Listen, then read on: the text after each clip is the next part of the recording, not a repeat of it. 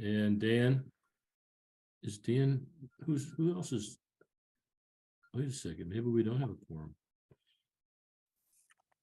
Maybe I'm sorry that okay, we got Walt, me, Tucker, and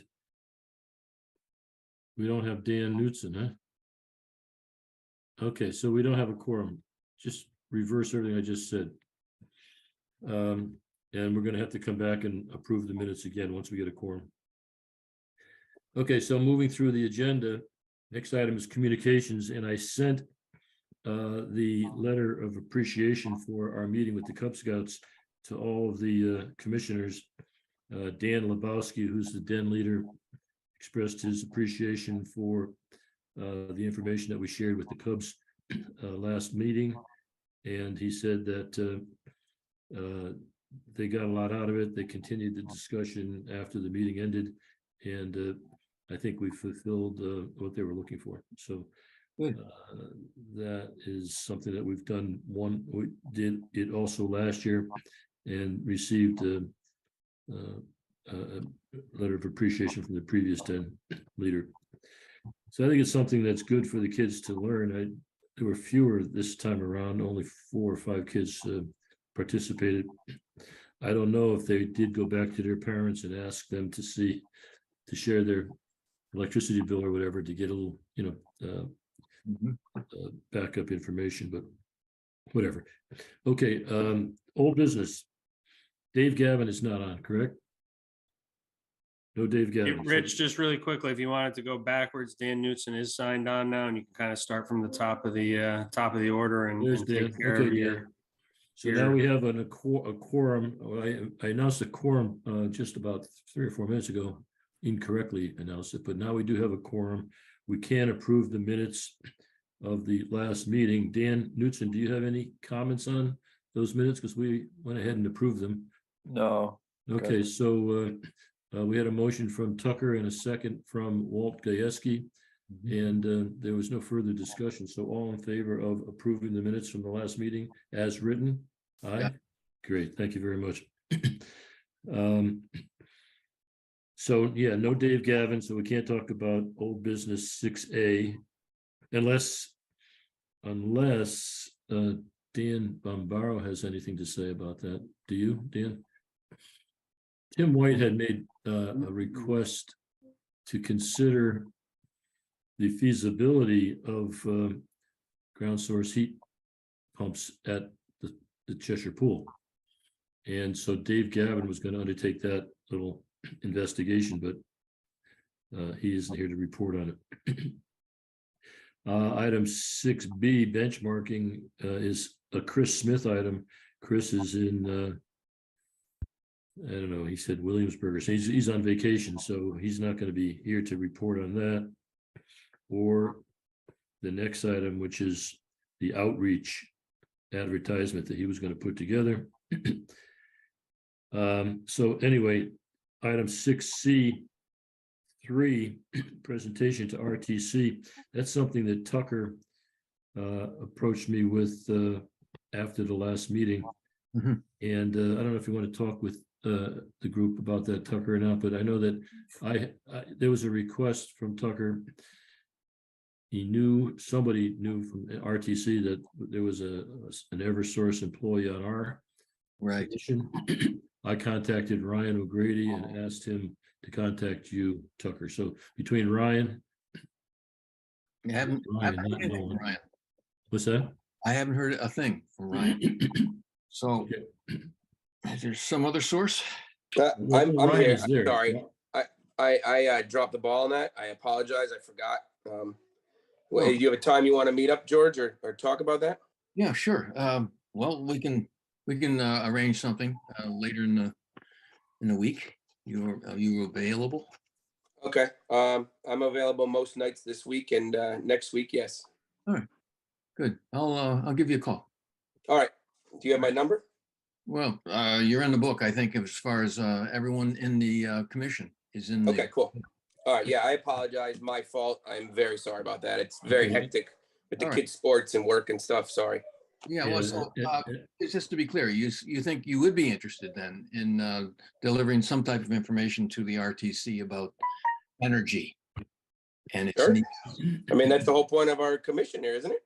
Okay, good, fine. Okay, so Tucker, can you take a few minutes to elaborate on what it is you're looking for? Well, as far as I know, the RTC was interested in knowing, having some feel for how energy is changing.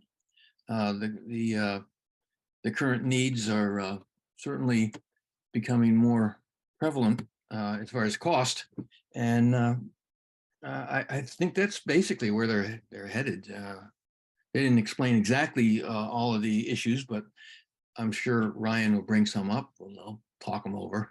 Okay, was it somebody, I think I got the impression that they were interested in hearing from somebody who works for Eversource. Is that true, or did they want to hear from somebody who's a member of our commission? Oh, no, they really wanted someone who was employed or quite knowledgeable about the Eversource ingredient here, because they are a major player, aren't they? Okay. No, I think. I mean, Ryan I is the am right guy. employed by Eversource in transmission operations, so. Yeah. I- That works. Great. Okay, so we got a match. We get, okay, great. Yeah. See Dave Gavin, looks like you're frozen in time there, Dave, but you are on, right? Yes, yeah. Okay, I thank don't you know for why I joining. thought it was live. What is that? I don't know why it's not moving. It could be your internet is too slow. It's a ventriloquist trick. Oh, okay, I'll have to pick that up. Now, you frequently freeze up during these meetings, and I don't know if it's the is it the environment or if it's your computer, but you should turn the heat up or something. Yeah, I wish I knew how to do that.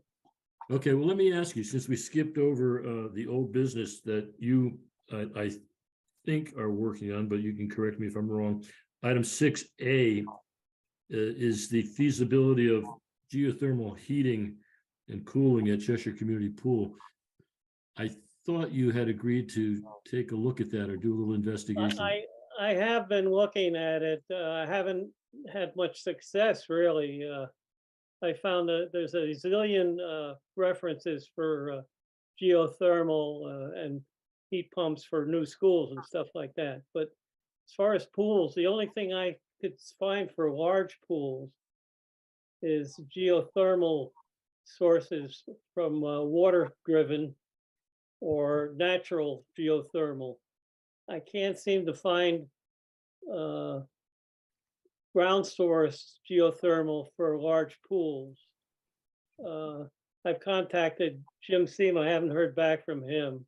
I contacted an outfit in Connecticut here that does heat pump installation for home heating.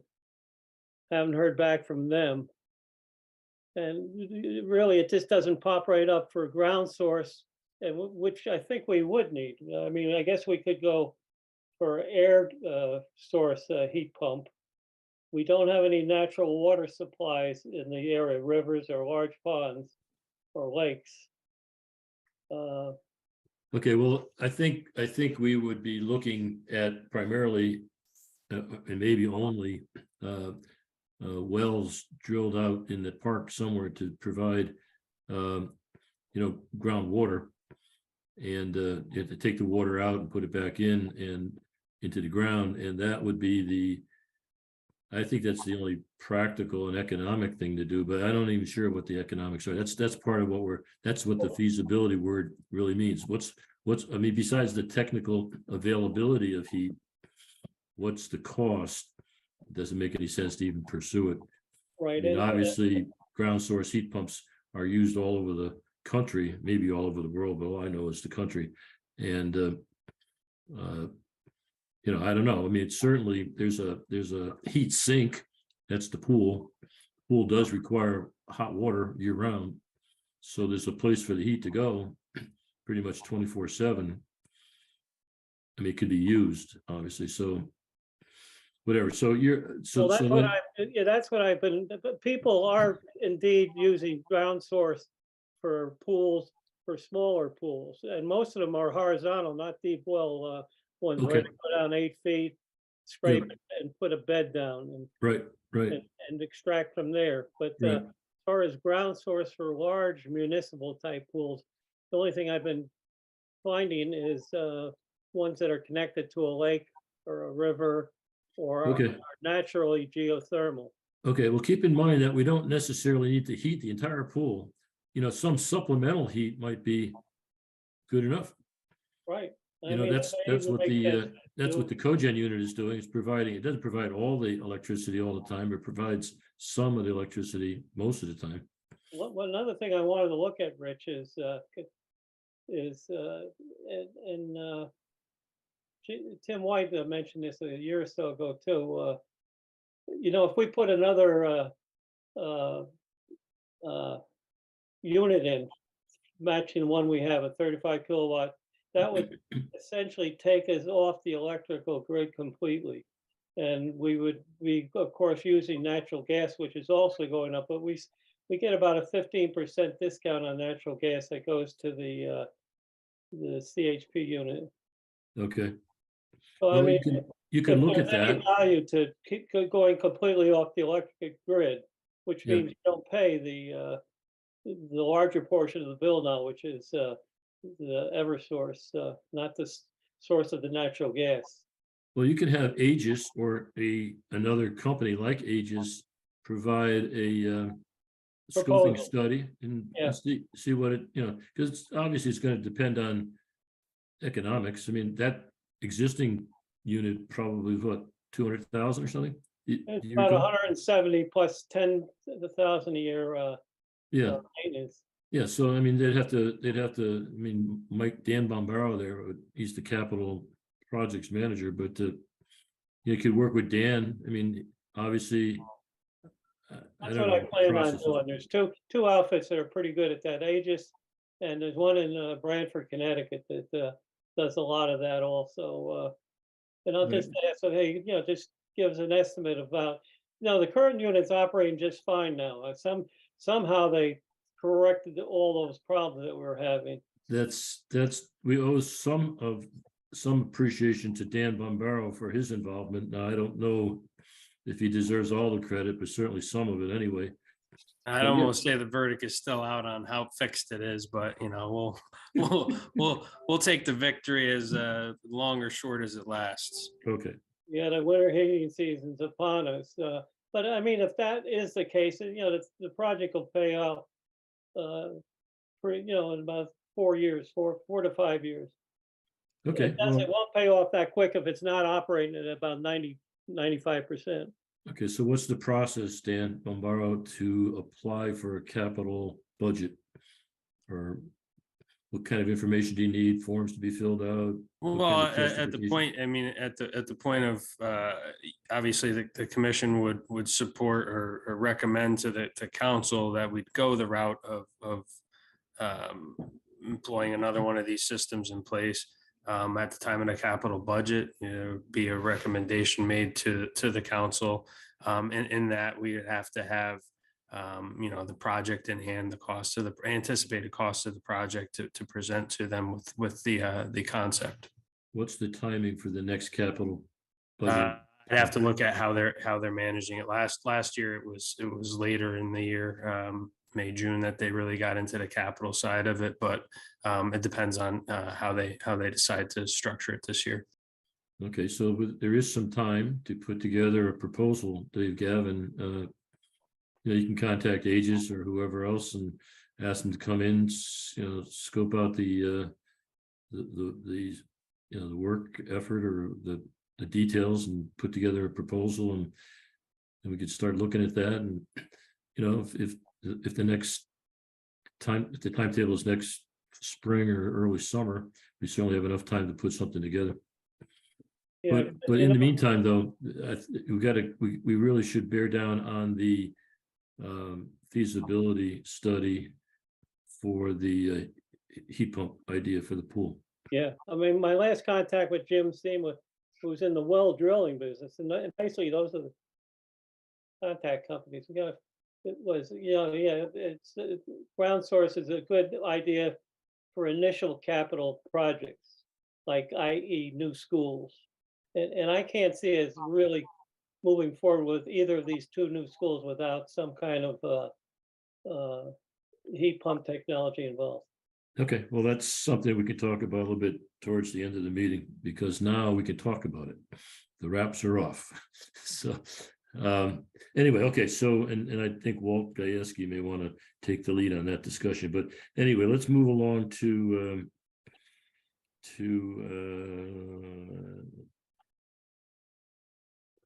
well, we can go to clean energy, item 6D. We're always looking for new municipal energy efficiency and cost savings opportunities. Chris and Dave were supposed to be working on that together, but I don't know, Dave, just if you're not doing anything, that's fine, but and if you are doing something, let us know. Have you or Chris gotten together to make a list of new opportunities for energy projects? No, No. not Okay. yet. Okay. The next item on that, under clean energy, is links to information from the solar arrays at the library, the landfill, and the police station. This is something that Tucker has brought to our attention last meeting. I think it was that the monitor that used to be in the lobby of the town hall that was registering the performance of the landfill solar array, the 1 megawatt solar array, that's not there anymore. Dan Bombara, you know that probably. Where did it go? And in its absence, how else can we see what's going on with the landfill, solar panels, and also the library and the police station? I believe the commission members have since received a link from Ann McBain forwarded to the Energy Commission side of the town's website, where a link was added to your section, which gives access to that data.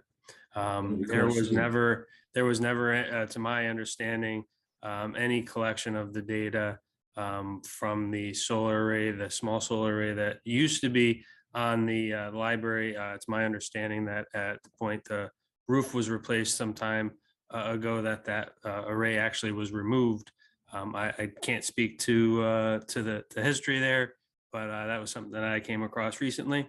The police station, I could see if that vendor, again, both the landfill and the police station, those are PPA agreements, one virtual net metering, the other point of use being the police station. I've never seen a link from them for that information. That was something NextEra was kind enough to set up for the landfill. The police station, on the other hand, we do see the production numbers that come through invoicing, and we do log those. However, it's not a dog and pony show as you were for the in a sense of the one for the landfill. Okay, so I don't recall seeing anything, because I could have missed it, but you say Ann McBain sent us a link? Correct. She sent it to everybody. Otherwise, you can look directly on the town's website underneath the Energy Commission, and there is a link to that same site. And Yeah, I'm looking at it right now. I guess I can't share it, but the Cheshire landfill solar has a dashboard here. Oh, okay. Okay, when did that go out, the link? And do you recall when you sent that Went out? out right after the last meeting when you requested it, After probably the last- day after the meeting. Okay, let me check. I'll check my inbox or spam box or whatever after last meeting.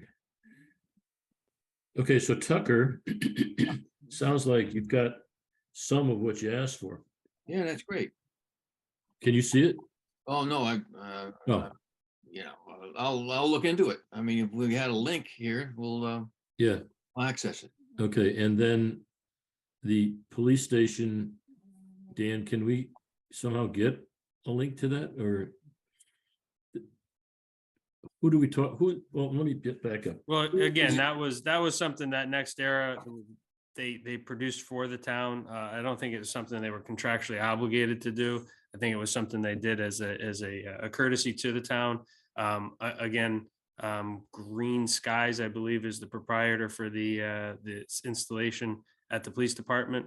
I could certainly inquire to them as to whether or not that would be something that they can Would you? provide to us, but again, it's not something that they're contractually obligated to do. Yeah, I get that, but it would be, well, I don't know. I mean, we could certainly, I mean, we do get information relative to the production numbers based on how much they're invoicing us for. But, you know, obviously, again, it doesn't show in that nice format that the dashboard does, which Okay, shows you so- the production and so- along with, you know, the offsets. The landfill system, wasn't that installed by? It was one of the Elon Musk companies, right? Solar City. That was, So- yeah, Solar City, and then Tesla took over Solar City. So- And then as soon as it went into production, they sold it to NextEra. NextEra, okay. So NextEra is currently the owner, operator, producer, whatever. Well, the son's the producer, so. Yeah. Well, Good. well, they maintain and bill us and do the meter, net metering and, oh, okay. And then Green Skies is the police station. Correct. Okay, so could you contact them and ask them if they have that capability? And if they say, no, but we can develop it, or no, it'll cost you $25 a month, or let's, because it. might I'll be- start with asking the question and see, you know, what we can get. And again, we do have the, you know, the production numbers based on what our invoicing is, so. Yeah, okay. But of all the stuff that you just said, the thing that I'm most surprised at is the library system has been removed. When did that happen? Again, I can't. Who speak to authorized that? I don't know when it came down. I just Come know on, you that it can came tell down it's when still- what section of roof came down. I don't believe it. And then, okay, all right, so you take the panels off, you put up a new roof, what'd they do with the panels? There were like 25 or 30 panels, what do they do with them? I couldn't speak to it at all. It was before my time with the. No, are the panels gone too, or just the transmitter? Dave, I don't even know ignorant. how long ago the roof was replaced. Some librarian has a nice solar system now. How, come on, that's not right, come on. How do we find out really what happened and whether the panels, Google drone, huh? a Google drone Hmm. Yeah, drone, flyover. okay. That won't answer the question why. Dan Knudsen looks like the kind of guy that might be interested in pursuing that, right? What year was it? I mean, when, do anyone I know? could start by looking to see when the roof was replaced and see what I could sort out, but I mean, I can't speak to any of the details other than that it is no longer in service there. We're gonna have to blame Walt Gankars, I guess. Yeah, Walt Gankars was involved. No, wasn't it before Walt? I know how this system, a good question. I forget, but it was it was the first installation in town on a municipal level. It went up when Ramona was the library director, right? Was it Ramona? Yeah. Yeah, And she loved I was it. up on top of that roof before they put it up. Yeah, and there, it did have a web-based monitoring system, and we were able to look at it all the time. You could see what the production was on a sunny day and a cloudy day, winter, summer. It was there. I think, did Aegis put that up, Dave? I'm looking at the Google Maps image right now and there's no solar panels on it. So I don't know when this Yeah, I'm not- image was taken. I'm looking at Google Maps and I see solar panels in the lower corner, the triangle. What's the date of the shot? And you're on Google Maps for the library? Yeah, I'm on Google Maps for the library right now and there's no panels. They were on the front portion of the building, yeah. near the street. Do you see the little triangle thing, the skylight? Well, that might be the skylight. And, well, the skylight's pointing at them, so it's right in the point there. Where the exit driveway meets Route 70. Can you see it? I don't know if it shows. All right, well, I'd like to know more about how Yeah, all that, right. How did that happen? How did somebody decide to take the panels off, fix the roof, and then not replace the panels? That's not right. I assume that, part of it might have been the cost of actually physical to reinstall Yeah, but them. I mean, who oversaw that? Rich, you're asking me questions. I don't know Okay, the answers to. okay, I've already told you I'll look into it. Okay, you were gonna look into it? I'll Great. see what I can find out for you. Okay, thank you. I Thank you, appreciate Dan. it. I appreciate that, but that's really disturbing that something like that would happen. That's just, what happens if somebody shows up and takes all the panels off the landfill? Mm. You I know, have to pay next era for them. yeah, that's true. Okay, let's move along. PVC projects? No, there's nothing. I don't think, Dave, are you aware of, or is anybody aware of PVC projects that we should be taking a look at? I doubt it. No. There's some window stuff going on. I haven't checked it recently. Okay. Chris Smith was going to give us a spreadsheet of important dates. He's not here. Dan Bombaro, update on tree trimming. Is anything going on? They are still working in town. They are still working that Main Street or West Main Street corridor, as well as continuing work on the Wallingford Road area. Hey, Okay. listen, I have a question, Rich. Regarding these two new schools, I assume that after this committee's made up, and maybe we should try and get somebody from Energy on it, not me, but, but. They already made the committee. Oh, they have made the committee? Yeah, You're on it, Dave. They have any engineers that are interested in energy? Well, hold on. Let's wait until the next item. Let's finish this tree trimming thing. The tree trimming is in progress. Were you able to, Dan Bombero, contact anybody from Eversource as to what the effectiveness of the tree trimming is in terms, say, of reduced outages, better reliability? They must have some metrics, right? They don't just do stuff and not look back and decide, hey, that was effective. Right, we should do that more of that project. Were you able to? I will admittedly say I didn't follow through on that one. I will make a note here. Would you and, please? yeah, Would you please, yeah. I think that'd be I a might have mentioned last tough month thing that to I- quantify, because you're trying to quantify negative. So if you do tree trimming and lines don't trip, that's good. You know what I mean? But you don't have any data really. Maybe they wouldn't have tripped if you didn't trim the lines, but much of that'd be the very hard to driver, much of the driver on the areas identified are based on outages. If there's no follow-up information and no failures after the fact, then it's a win. So I don't know how much attention they pay to it after it fixes the problem. Yeah, I think both of you are right. I mean, you're right, Ryan. You don't know if it would have not tripped had you not trimmed the trees, but you can kind of you can logically, it's got to help, right? I mean, we just know that it may be difficult to report on the effectiveness. I get that. I viewed a webinar a couple of months ago on this whole thing, and they allow you to ask questions, and I posed that question, but it got in too late and I never got an answer. But evidently there are people who track that. You call it, what is it, Ryan, you know the numbers. It's what are the two crazy acronyms that they use for reliability? Eversource. I don't know. We don't Yes. talk about those in transmission. I mean, I don't deal with customers, so Yeah. I don't have any idea. That'd be distribution. Ratepayers, Ryan. Oh, you're in Yeah, no. transmission? Yeah. Got Distribution does have Sadie and Katie. You ever hear of Sadie and Katie? No? Sadie and Katie. Okay. All right. So the last item, oh no, let's talk about the meeting dates for 2023. Ann sent out the meeting dates, proposed meeting dates in the packet. And I looked at them quickly. I didn't see any obvious conflicts. Has anybody else seen anything? They look fine to me.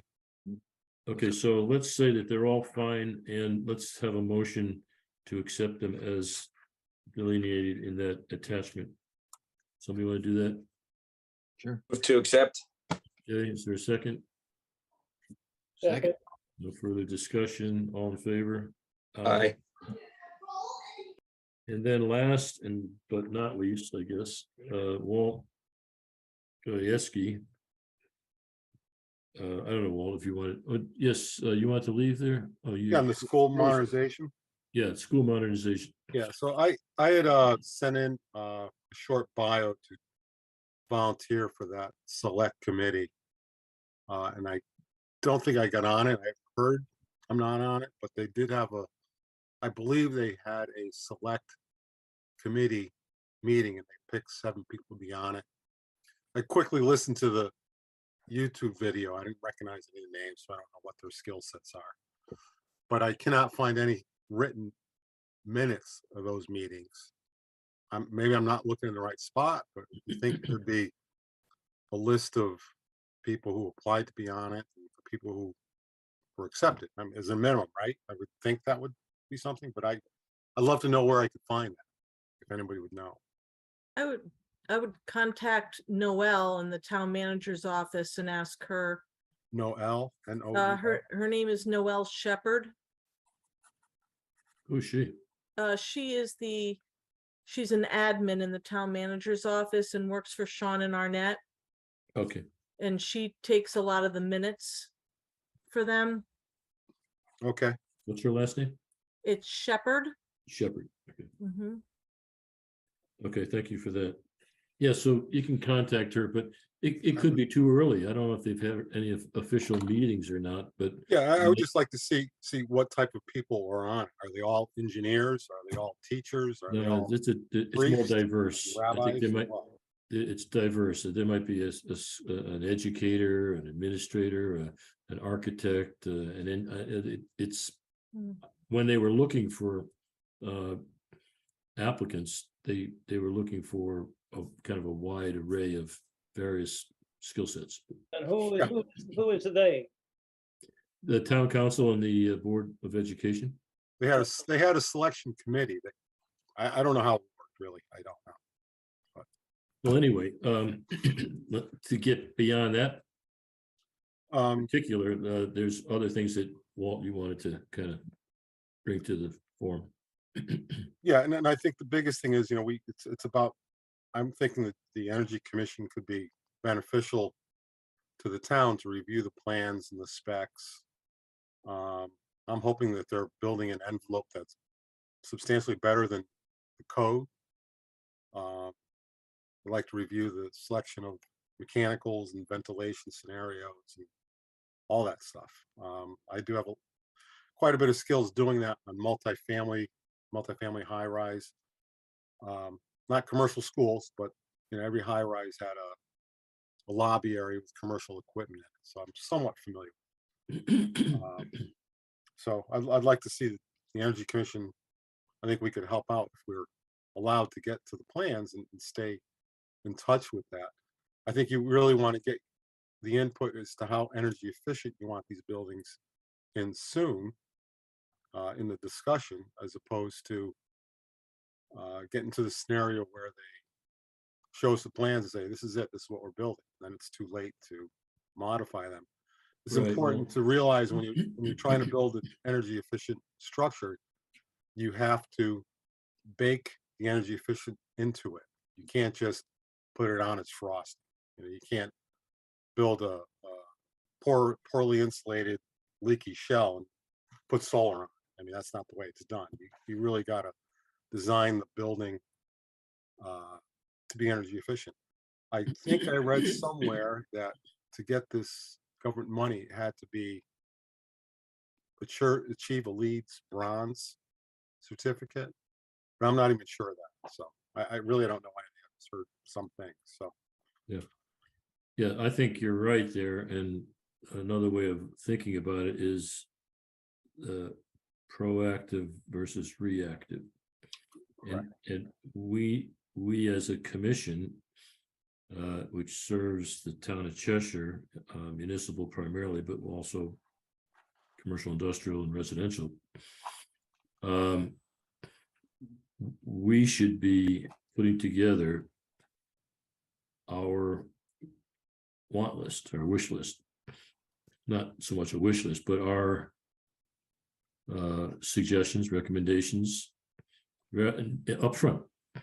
And maybe Walt, you could take the lead on that. I could certainly send to you a lot of information that I put together over the last year, because I had started conversations with the town council, Tim Slocum and Sylvia Nichols, and then just everybody under the sun on the Board of Ed, town council, whatever. So there, throughout the last year, there has been communications from me, but on behalf of the Energy Commission, as to what sorts of things we would like to see considered in the new buildings. And we can drag that out again and put it all together in a nice little package and say, here's the kinds of things that we would like you to consider. Now, I think whatever we do consider needs to be cost effective. Obviously, right? We can't just like say, well, just put in quadruple pane windows, even if they exist. We need to be cost effective. So we probably have to develop some kind of a justification for doing the things that we want, if we really are going to go better than code. Because it's got, I mean, you're right, there's a code, ASHRAE code, and then there's better than ASHRAE code. Right. What's ASHRAE up to now? 90 point, well, it used to be 90.1. I don't know what is it, whatever it is. And then anybody on the commission who wishes to contribute to this list should do so. And you know, you could send your ideas to me and I'll get them to Walt, or I don't know if it makes sense to have a Google Dropbox or whatever, but I don't know how to use that exactly. But what I would encourage is, as soon as possible, we start to develop this kind of an energy efficiency plan. And it's not just energy efficiency, it's resiliency. That's very important to the school system. Sustainability, I think, is important to some people. And efficiency, cost efficiency, and energy efficient technologies. But if we wait too long, we could miss the boat. Now, I'm under the impression, right or wrong, but still, this is what I've been told, that there is no design yet for these new buildings. I don't think they've chosen an architect yet, but if they have, it's been very, very recent. But certainly they're not going to want to drag this out. They got the support of 60% of the people who voted to go ahead with this, and they're not going to want to drag it out. So I wouldn't be a bit surprised if it's on a fast track. I don't know if it's true or not, but I thought this whole thing was supposed to be completed in 4 years. Does anybody know? That's well, they were looking for a 4-year commitment to being on the committee. So okay, so to build 2 new schools from the ground up and have them be occupied in 4 years, that's pretty aggressive time, if there is no plan, if there are no designs, if there's no approvals. And it's not just building approvals, you got to have site approvals and environmental approval, I mean, whatever it is. So I'm sure that they're going to want to go pretty quickly to get to a final design, get the Board of Ed approval on it, town council, whatever. And we don't want to come in after the fact and say, hey, what about this or what about that? It's too late now. The voters, taxpayers voted, they approved 166 million minus whatever reimbursement there is, and that's it. And you're not getting anything else, can't afford it. And we really, and Dan Knutson, I don't know, you're kind of silent there, but I don't know if you're frozen too, but you're the life cycle cost advocate, or have been in the past. And I think now it's time to, take that back out and brush it off and say, this is the kind of performance that we expect on behalf of the taxpayers. Life cycle costs. You can spend your $96 million on these new schools. That's great, but it's gonna cost a hell of a lot more to run them for the next 30 or 40 years. You know, so that's, I think it's also really important to, for them to be net zero. I think because they're, it's not just the cost to, the taxpayers. It's also, these are institutions that are be teaching, young people. So, that is a lesson.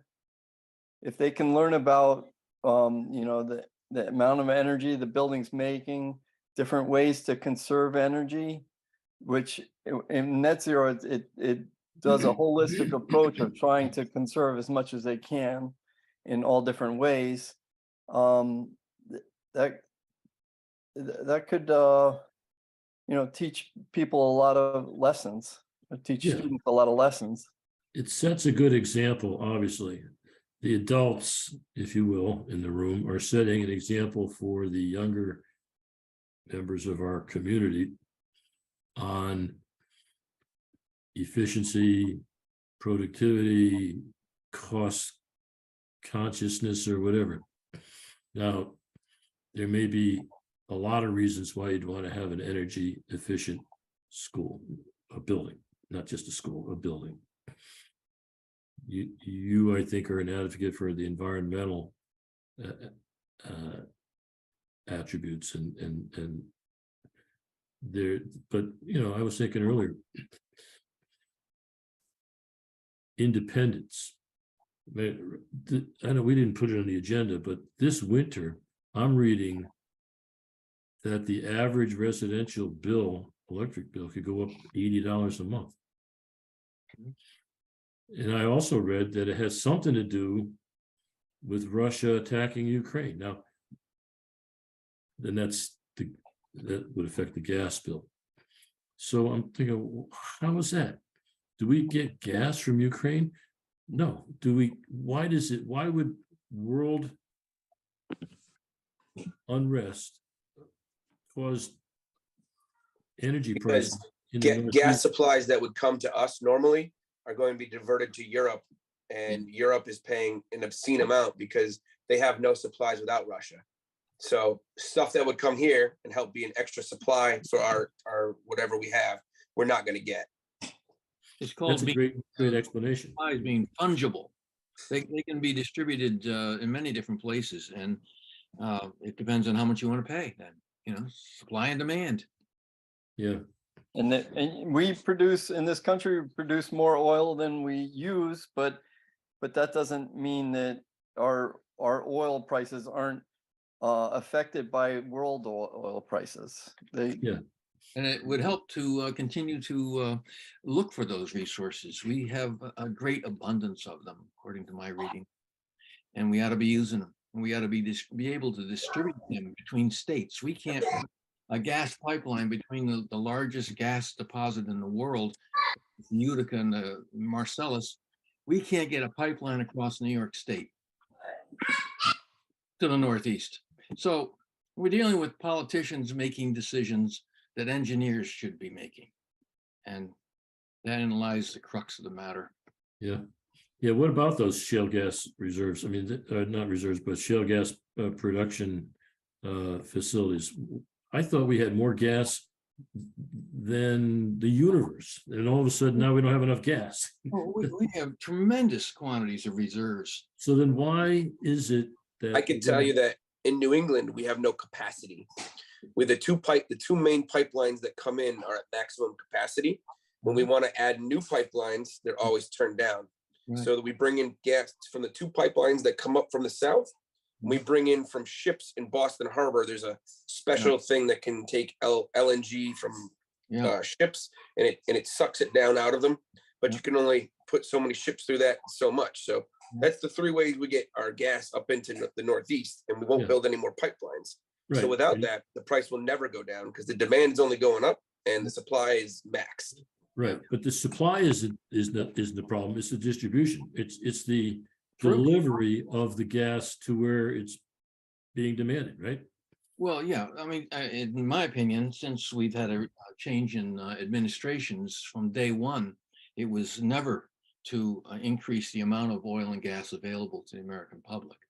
It was never to be able to use coal, one of our most prevalent and used products for base load thermal building of things.